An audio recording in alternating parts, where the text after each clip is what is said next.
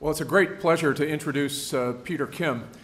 I met Peter Kim for the first time in 1978 when he was an undergraduate at Cornell. A couple of things were really notable and have stayed with me. The first is his booming laugh that I'm sure many of you have heard during the last couple of days. It penetrates walls, travels down hallways, and is really quite remarkable. The second thing that stood out was his focus and ambition on the kinds of problems he wanted to work on. At that time, he told me that he was interested in working on the biophysics of protein folding. I kind of raised my eyebrows and said, boy, that's a really hard problem. And he said, yeah, but it's really important. He went off to Stanford in the MD-PhD program and worked with Buzz Baldwin, where he actually succeeded in defining the fundamental principles that underlie the folding of every protein inside cells, and did a remarkable job as a graduate student.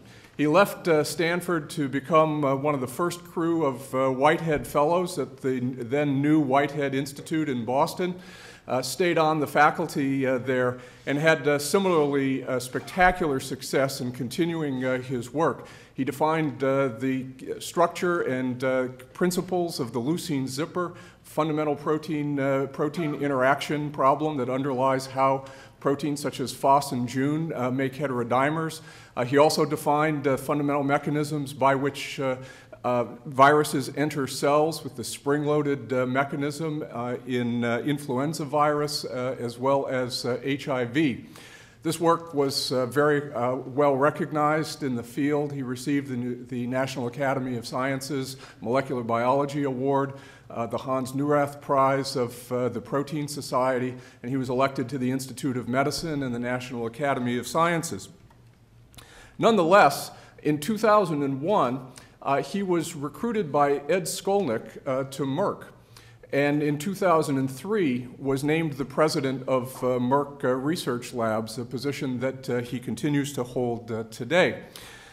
I didn't have to ask him why he took that job. It seemed pretty simple. It was very hard and it was very important.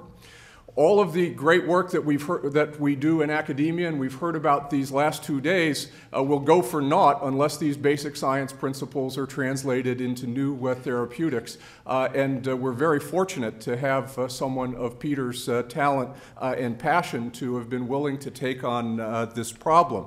Merck runs a research portfolio of about $8 billion in R&D budget per year. And so you can imagine the challenge that it is to take such an enormous operation and try to get it to productively focus on the right problems to answer really important problems in human health.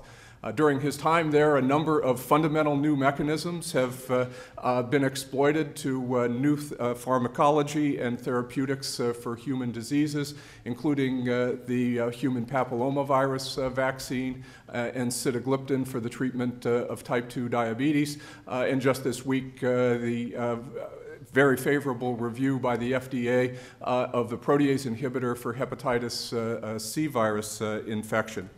So today he's going to talk to us about what is really one of the hard and important problems in human health, developing preventive therapy for HIV. Peter?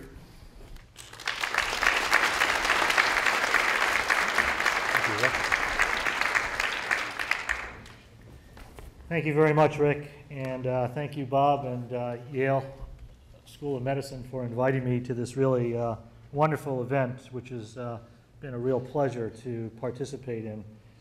As Rick said, I would like to talk to you today about a very difficult problem that we face, and the problem statement is illustrated on this slide. It's been estimated, the most recent estimate from the United Nations and the CDC, the World Health Organization, is that there are currently over 33 million people on Earth who are living with HIV. What that means is that approximately 1 out of every 200 people on the planet is currently infected with this virus. And I believe that this remains as the largest public health issue that science needs to address as we move forward. It's not been an easy issue to address. And indeed, shortly after the virus was isolated, Margaret Heckler, who was then the HHS secretary, put out a statement saying that we hope to see a vaccine ready for testing in people in about 2 years. She said that in 1984. And then she went on to say, yet another terrible disease is about to yield to patients' persistence and outright genius. Unfortunately, the fact of the matter is that patients' persistence have not led to a vaccine for this infectious agent, in spite of efforts on the parts of many who you may consider to be outright geniuses, but they still haven't solved it. Vaccines are a very important part of what we do at Merck. We are interested, obviously, in, and we try to create drugs to help people, but we also have a long history in vaccines. Going back on this slide to the measles vaccine in 1963. And as you can see, over the years, Merck has had a long history and a rich tradition of producing vaccines, which are an extraordinarily cost-effective way of preventing disease. Most recently, as Rick mentioned, one of the real successes has been the vaccine for the human papillomavirus, marketed as Gardasil, which prevents over 70% of cervical cancers. Every year, over 500,000 women get struck with cervical cancer, and over half of them die from it. And this vaccine, which is a virus-like particle, has proven incredibly efficacious against preventing the infection of human papillomavirus and the consequent acquisition of cervical cancer. The history of Merck and vaccines really centers, for the most part, around a very legendary person who I had the great fortune of getting to know before he died, and that's Maurice Hilleman. Maurice Hilleman was someone who, a microbiologist who worked at Merck for nearly 30 years. He's actually been credited with saving more lives than any other scientists in the 20th century. Indeed, of the 14 currently routinely recommended vaccines, Hilleman was responsible for 8 out of those 14. And it's been estimated that the vaccines that he created save literally 8 million lives every year. So it's with that sort of passion and history that Merck has had a long-standing interest since the virus was discovered of trying to come up with a vaccine against HIV. Indeed, HIV research has been part of Merck since, as I say, the vaccine was discovered. The virus was discovered. Vaccine research started early. Reverse transcriptase inhibitor research, protease inhibitor research, and integrase inhibitor research led to the discovery of Crixivan, one of the first protease inhibitors, Stocrin or efavirenz, which is a reverse transcriptase inhibitor, and recently Icentris, which is an integrase inhibitor for the treatment of HIV. But coming up with a vaccine to prevent HIV infection has proven to be very difficult. Many of the vaccines that we have today rely on attenuated or killed viruses or organisms. And indeed, live attenuated vaccines work extremely well for polio, measles, mumps, rubella, and varicella. But so far, and the field tried very hard, particularly in the early days, it's not been possible to come up with a safe window for HIV between sufficient attenuation to prevent disease and sufficient safety, sufficient attenuation to allow for a vaccine, but without having safety issues in that window. Killed viruses work well for hepatitis A and polio, but so far in HIV, in preclinical primate studies, have not proven effective. So the field has really started out initially to try and come up with an antibody-mediated response against HIV. There was a great deal of work that went on by many, many people around the world to try and do this. And for the most part, this has been uniformly unsuccessful. And then that has also led to efforts in cell-mediated response. Just to very, very quickly review many, many people's work over many years, much of the work to try and come up with an antibody-based vaccine has been focused around the envelope protein of HIV called GP120. And what is found is that the mutation rate of the virus is just astronomical. The rate at which this virus replicates is very, very high. And although it's been possible to isolate broadly neutralizing monoclonal antibodies rarely from infected patients, and I need to emphasize that this is a very rare event to be able to do that, it's not been possible to demonstrate a broadly neutralization activity by vaccination. And I'll just say that that's really been, it's not for lack of trying. There's been a lot of people that have tried very hard. Merck was among those that tried and also failed, and that led then to efforts to try and do something which had never really been done before, and that's to create a vaccine based on a cell-mediated immune response. And that's the first story that I'd like to tell you today. This is it's actually not a new story, it's an old story, but I think it's an important story to tell because it gives us a status of where it is that we stand in this effort. The idea behind creating a cell-mediated immune response vaccine is to prime the immune system such that circulating cytotoxic T lymphocytes will go around in the body, and those CTLs will recognize an infected cell and then kill that infected cell. So the idea is not to prevent the initial infection, but rather to kill cells that are infected using the stimulation of the cell-mediated immune response. And there basically are 4 steps that one wants to go through here. First, one needs to identify what vaccine antigens you want to express in order to elicit the vaccine response. Then you need to select the best way of getting that cellular immunity, and then obviously test it in preclinical models, which for us are non-human primates or monkeys, and then finally to test them in the most promising candidates in a clinical study. And so for the first step, what was done was to look at infected HIV subjects and to look with different peptide pools corresponding to different proteins in HIV.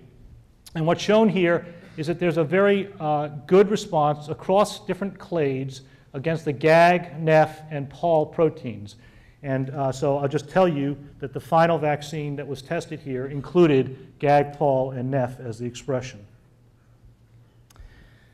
Second thing that was done, and I'm now summarizing just an enormous amount of work, was to go through in a very systematic way through different vaccine technologies and to test their ability to actually elicit a cytotoxic T lymphocyte response. And here I list the different technologies that were tested preclinically and the best ones that showed efficacy in non-human primates were then eventually tested in people, as shown with the ones in blue here. I'll show this result here and pause a little bit because this shows that using the best technology, which turned out to be an adenovirus, a replication defective adenovirus called adenovirus 5, this shows in a direct assay that what these workers were able to do was to elicit a cytotoxic T lymphocyte response in monkeys using the MRK or Merck Ad5 vaccine expressing, in this case, GAG. And what it shows here, each of these groups of 4 points are from one monkey. And what's done is to isolate PBMCs, or peripheral blood mononuclear cells, from monkeys that have been vaccinated with this vaccine. And then those peripheral blood mononuclear sites are put on top of autologous B cells, which have been primed with a GAG peptide pool. So the target cells now are have on their surface GAG peptides. And what you see is when you add now the effector cells to the target cells, they kill about 70% in this one monkey of those cells. These are different effector to target ratios. And this is the control here. And so the top panel shows you that in 6 different monkeys, you're getting good killing of these target cells. This is at a virus particle concentration of 10 to the 11th particles. What the bottom left shows here is that even at 10 to the 7th virus particles, or 4 orders of magnitude less, we're able to obtain an effective CTL response in monkeys. Now, one of the things that we worried about with using an adenovirus carrier, a replication defective adenovirus, is that some of these monkeys and some people will have been infected by naturally wild-type adenovirus as part of a respiratory infection. And so, as a result, this shows the results with monkeys that don't have antibodies against adenovirus 5, whereas over here, we have monkeys that were showing adenovirus antibodies.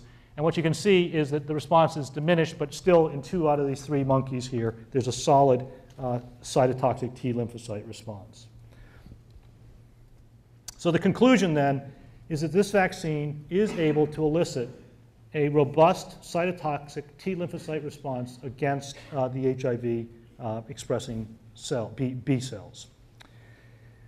So then the question was, well, what does it do in terms of infection?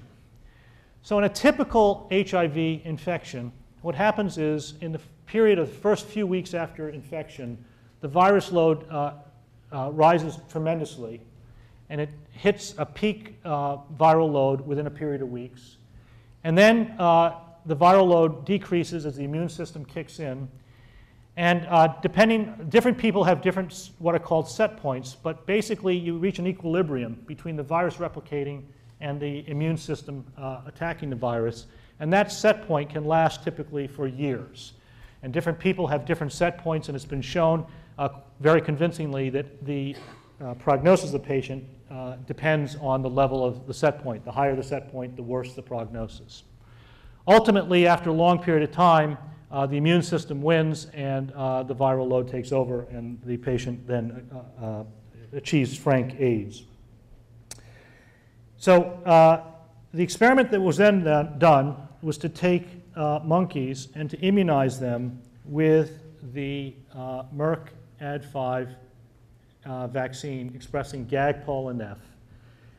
The control group used just empty adenovirus 5 as a control, and high-dose IV SHIV challenge. So SHIV is simian HIV.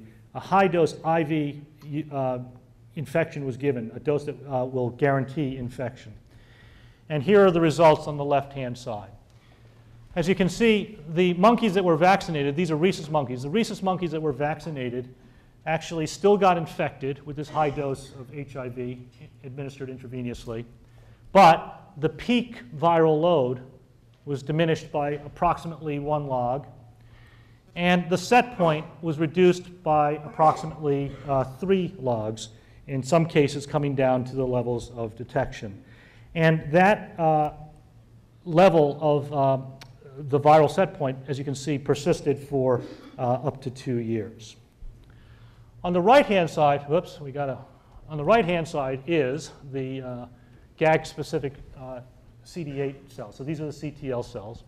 And what you can see is that in the control, you can't really see, but there's just a little blip during infection.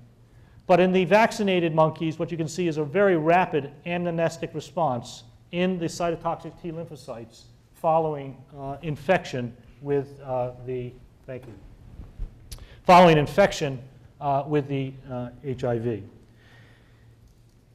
So taken together now, these results show that we were able actually to produce an immune response which was able to respond to the infection and to control the level of the viremia substantially in these monkeys.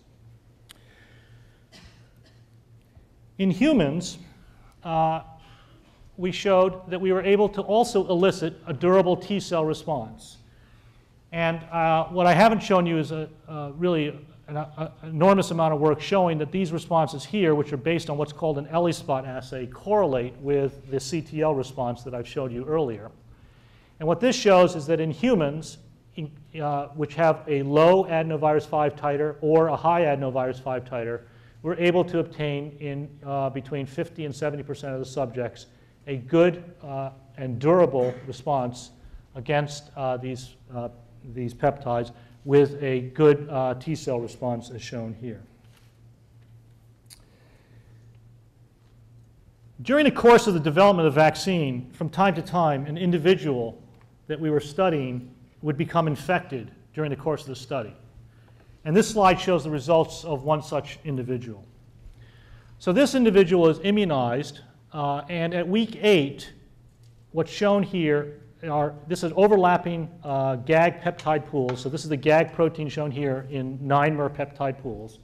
And what you see is that there are CD8 responses, GAG-specific CD8 responses shown in blue that are hitting certain peptides in the GAG protein. Following infection, this person got infected, and following that infection, what you see is that those, in many cases, the same response was in fact amplified following the infection, showing that the vaccine primed the immune system and the infection actually led to expansion of a substantial number of the epitopes that were seen, that were primed.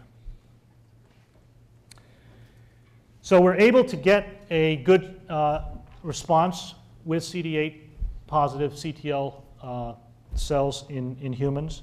And as I just showed you, that response is actually one that is amnestic when a person does get infected. So that then led us then to the proof of concept study, the phase 2 study. This was called the STEP study. It started in 2004. It enrolled approximately 3,000 seronegative adults who were at high risk of acquiring HIV. It was a collaboration between the HIV Vaccine Trial Network, the NIH, and Merck. And what we were interested in was seeing whether or not this vaccine, as compared to placebo, would, in the patients, in the subjects that had a low adenovirus titer, whether it would reduce infection, or if it didn't reduce infection, whether it would reduce the viral load endpoint. And so specifically, we focused the primary hypothesis on those subjects who did not have prior exposure to adenovirus 5. And what we saw in the vaccine is that the vaccine was efficacious, and that if many of the subjects showed a response, an ELISpot or CTL response against the GAG, POL, and NEF proteins, and the majority of subjects showed a response against more than 2 of these antigens. And indeed, what we found was that the median number of epitopes that was recognized by subjects was approximately 5 in this study.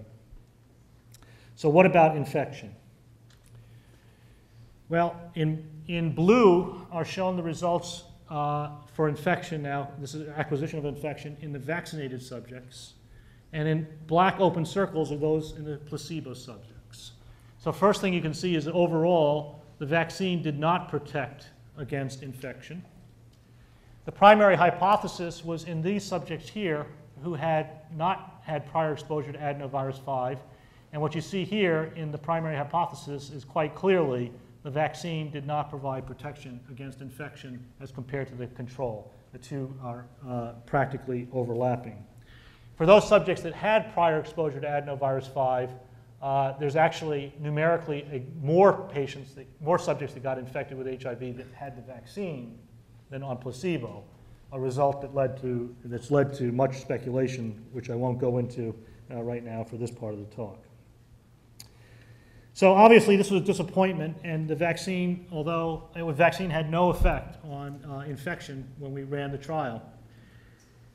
Now, while few of us really saw this as the ultimate vaccine, I think many of us, or some of us, myself certainly included, thought that the vaccine might, even if it didn't prevent infection, might lower the viral set point.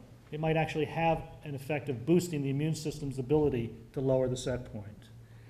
And so the results of the set point viral load are shown here. Overall, there's no effect on the level of the set point.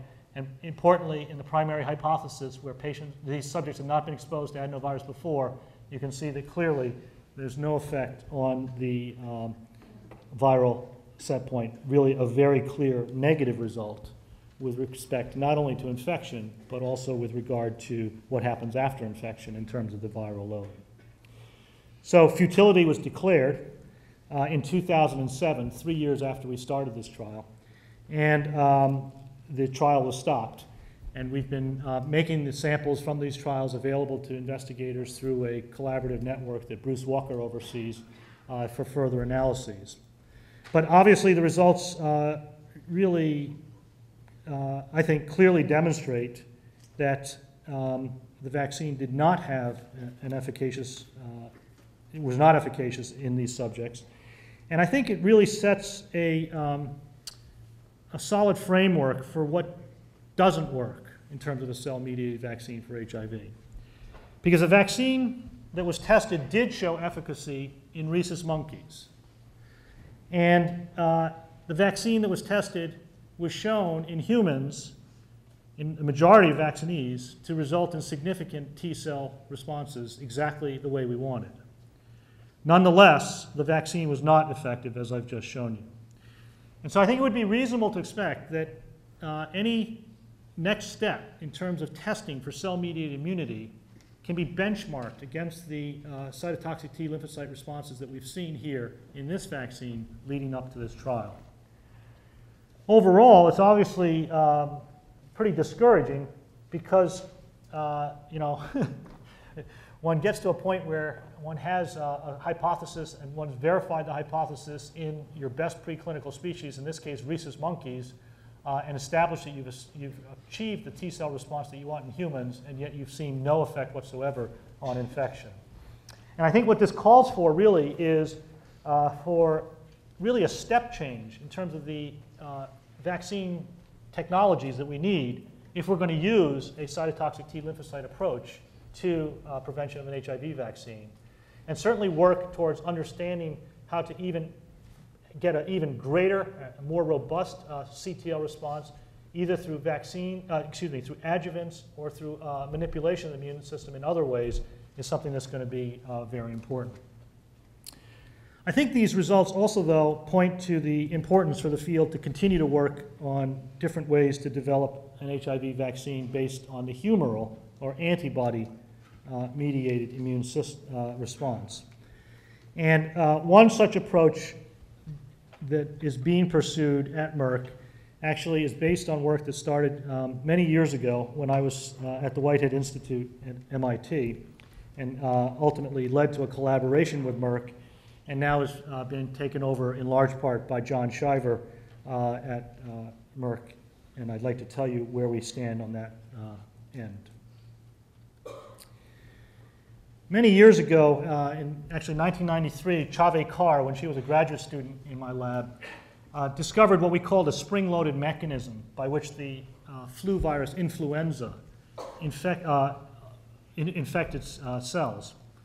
And basically, what the spring-loaded model indicated was that the flu virus influenza underwent a major conformational change, which allowed it to become a membrane protein in two membranes, the target membrane and the cell membrane at the same time, and then subsequent conformational changes led to fusion.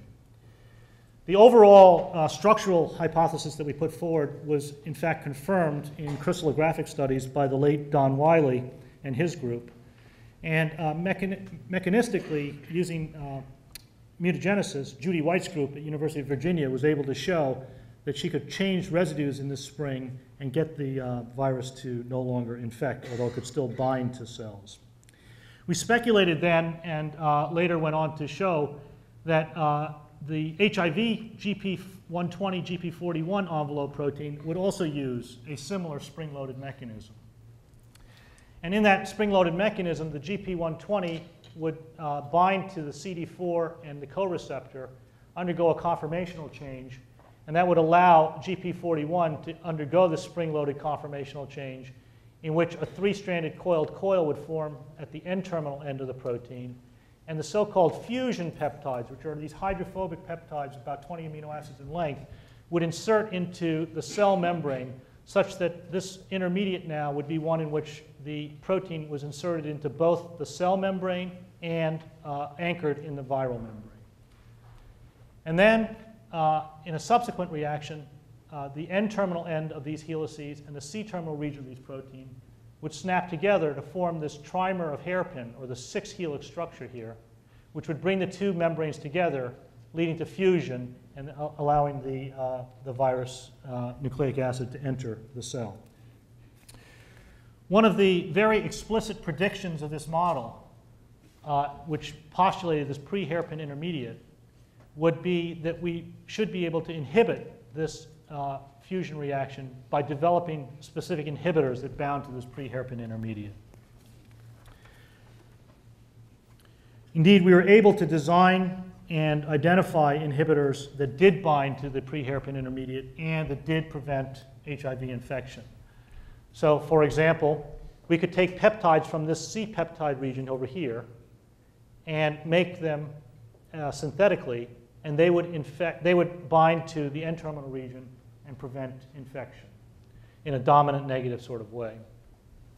Similarly, the crystal structure that we solved of this protein complex showed a nice pocket in the part of this N-terminal three-stranded coiled coil, and we were able to use phage display to identify peptide inhibitors which bound to that pocket, and we showed this is the X-ray crystal structure of that complex, and we showed that these peptides which bound to that pocket did indeed inhibit HIV infection. So that showed that you could bind to the N-terminal region of this intermediate and inhibit infection. We then asked whether or not you could do the converse. Could you bind to the C-peptide region of this intermediate and inhibit fusion? And one idea that Michael Root and Michael Kay came up with was to take the 6-helix structure and remove one of the helices so that you have essentially a receptor for one of the C peptides over here. So they made a structure called 5-helix, which contained 5 out of the 6 helices, and sure enough, it bound very tightly with nanomolar affinity and inhibited HIV infection by binding to the C peptide region of this. And similarly, using the 3-stranded coiled coil of the N peptide region, we could show that those were inhibitors of this intermediate as well. And so these structural studies showed that they were binding where we thought that they should bind, and the HIV infection studies showed that they were inhibitors of HIV infection. Indeed, one such C peptide, which had been identified by Carl Wild and his colleagues down at Duke before we actually came up with this spring-loaded hypothesis, one of these C peptides turned out to be a good inhibitor and went all the way through clinical trials and is currently sold by Roche as Fusion. It's a HIV inhibitor. It's an injectable therapeutic. And so a peptide corresponding to this part of the, corresponding to one of these C peptides is a bona fide therapeutic in humans, which is to say that this pre-hairpin intermediate is one that has been validated therapeutically in humans. The question that we asked many years ago, and we've been struggling trying to answer it since then, is could the pre-hairpin intermediate serve as a potential vaccine candidate? Could you actually come up with a way to get antibodies against this structure and get antibodies to bind to this structure in the same way that we got these peptides and small molecules to bind, and thereby prevent HIV infection? Now, because this pre-hairpin intermediate is transient, by definition, it's a transient structure, we can't use it to immunize people. And similarly, you wouldn't expect to get antibodies against it since it's a transient intermediate. But we had developed, through our studies of these inhibitors, we had developed mimetics of this intermediate. And so we could use these stable mimetics to ask whether or not, if we made a mimetic of this N-peptide region, like shown here, could we actually get something which would elicit antibodies and lead to inhibition.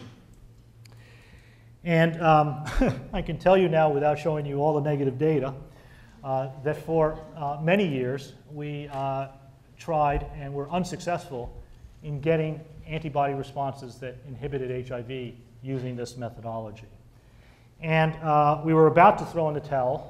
Now I'm coming back to Mike Brown's persistent. We were about to throw in the towel when we decided, well, we would just give it one try with where we actually did selection using a phage display monoclonal antibody library.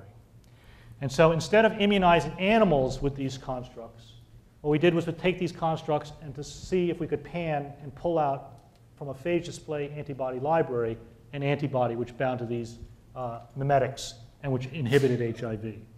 And of course, sure enough, such an antibody was identified. And that antibody, which we call D5, was able to inhibit HIV infection across a bunch of different HIV constructs, different HIV species, with not great activity, but nonetheless with bona fide activity.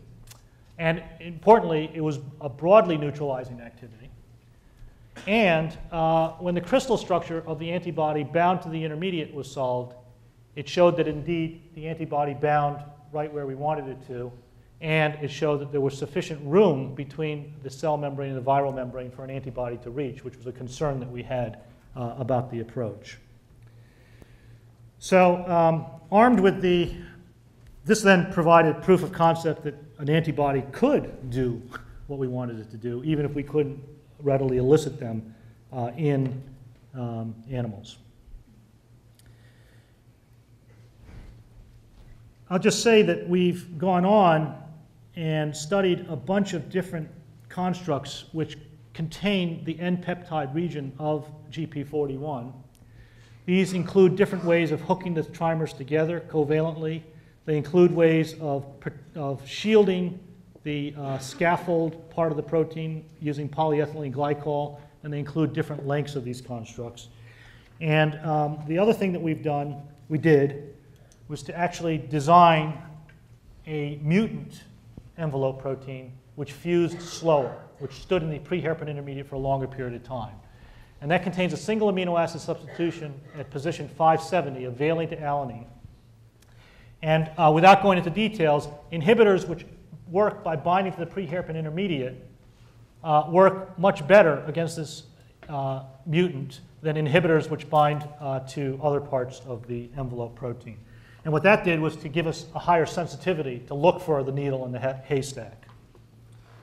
And indeed, as shown on the left-hand side here, now using in different colors the different antigen constructs that I showed you earlier, on the left-hand side, using the more sensitive virus, we're able to, in guinea pigs, each symbol is a separate animal.